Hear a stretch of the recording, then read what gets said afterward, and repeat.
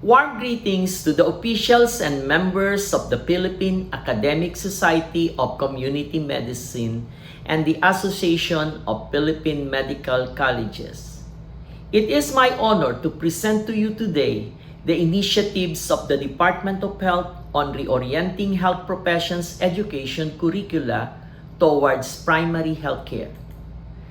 The topics of this presentation include, first, the mandate of the Universal Healthcare Act to reorient the health professions education curricula. Second, the roles of DOH, CHED, and PRC on the reorientation. Third, the reason why we need to reorient the health professions education curricula towards primary healthcare based on the needs of our people and society. Fourth, the 6 implementation strategies of the reorientation. Fifth, the recommended areas of study and the implementation timeline towards the graduation of our first primary care ready health professionals. Before anything else, let me bring the attention of the society to the Universal Healthcare Act provision on the integration of primary healthcare in the education program.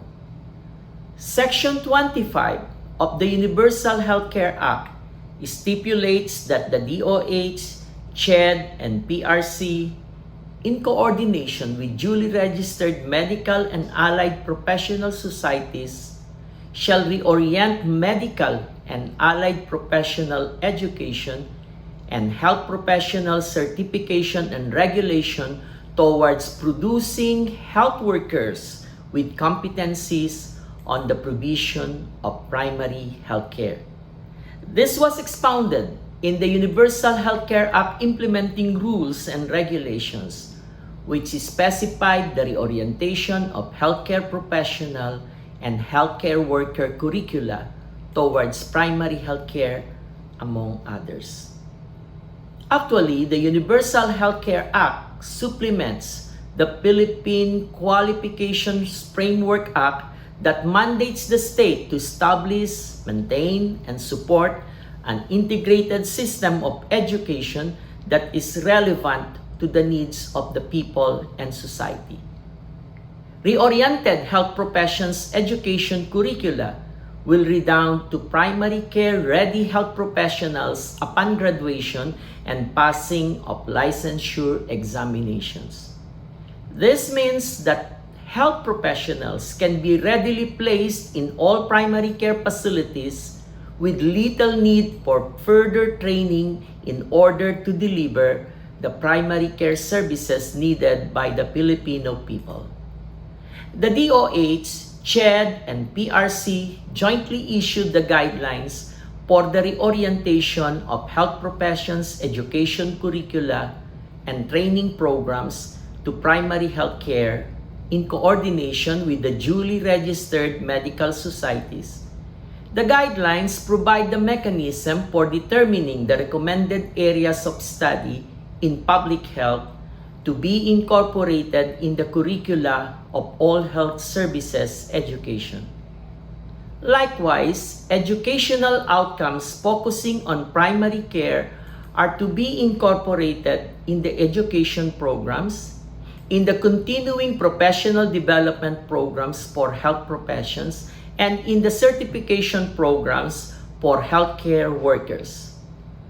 Moreover, DOH, CHED, and PRC will be working on the inclusion of public health and primary care practice in the scope of licensure examinations for health professionals.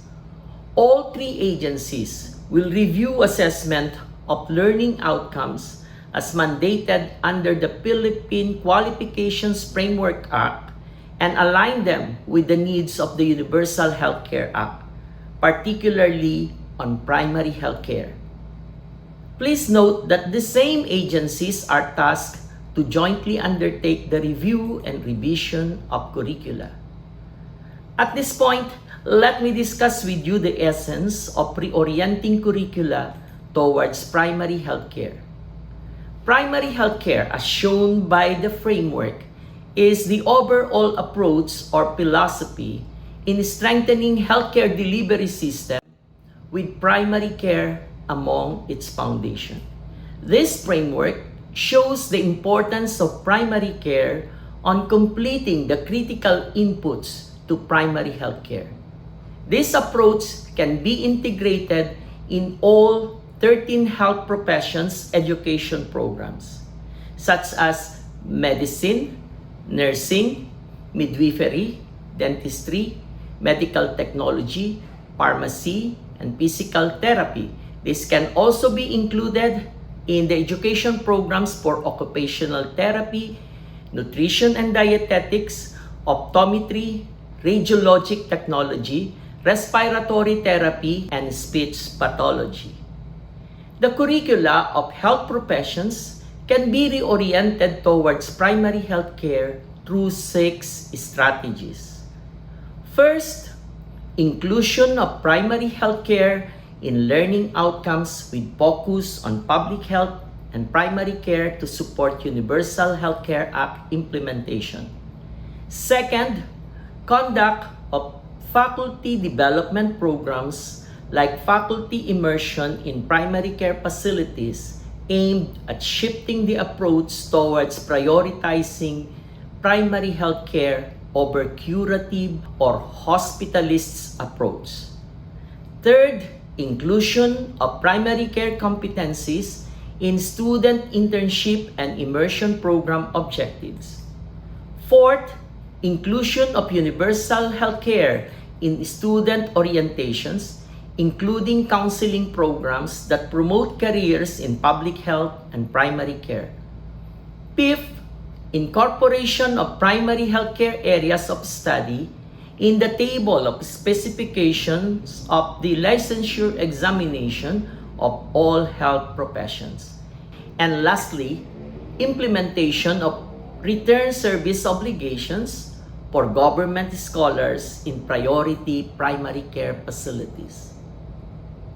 Allow me now to expound on the recommended primary care areas of study.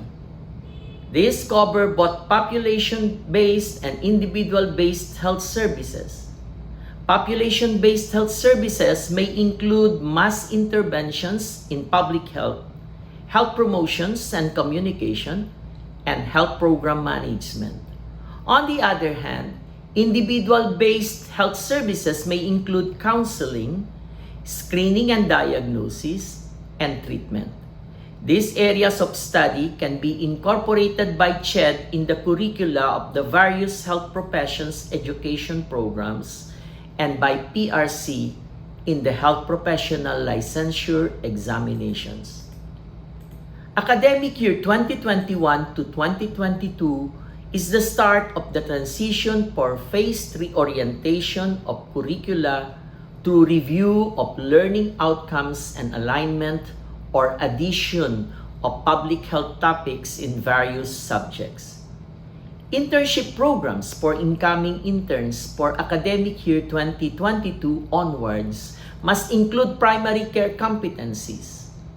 By 2025 to 2026, the first batch of students under the reoriented curriculum will be graduating with primary health care being integrated in their respective licensure examinations. Graduates and licensure passers of the reoriented curriculum will then be considered primary care ready for employment or assignment in primary care facilities.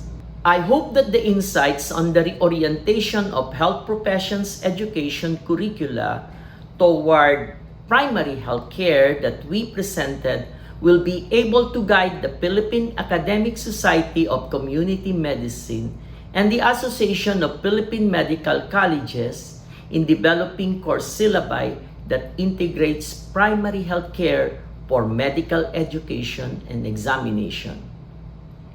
Maraming salamat po, isang malusog na araw sa ating lahat at mabuhay.